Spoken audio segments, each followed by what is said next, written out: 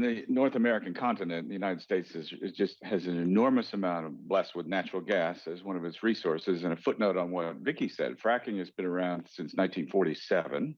It is really, the technology has been improved, and it's really that big production of natural gas in the United States, which has primarily displaced coal out of the energy mix, and the emissions in the United States now are down to late 1988 levels. So it really does matter that the complexity and the use of all forms of energy is going to be necessary in this transition.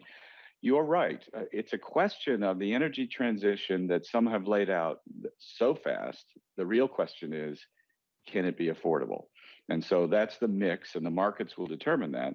Politicians can enable regulation to do it, but you got to be mindful of the cost of how fast you pace things, and citizens will pay for that in their own countries. So talking about climate is often like talking about religion with some politicians. They don't actually understand the complexities of the energy system very much, and that's never very satisfying. So what we need are policymakers and governments around the world that actually understand the mix of technologies, how they'll come along, and the cost of these technologies, rather than rushing to get elected with what sounds too good to be true. So the energy system, the investors are going to establish what they will invest in and what not. The markets usually get it right, and some countries will be able to do this and do it affordably for their citizens.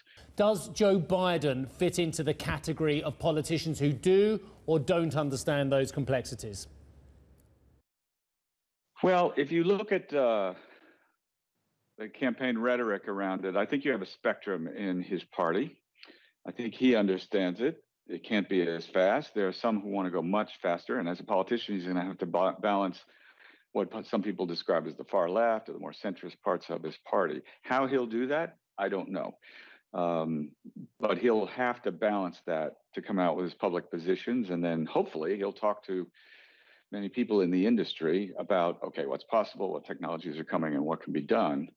So I'm an optimist, because I don't think you can go as far as the Green New Deal in the United States, because it simply can't afford it, and it won't actually deliver the energy. So there's somewhere along that spectrum that I think he'll come to.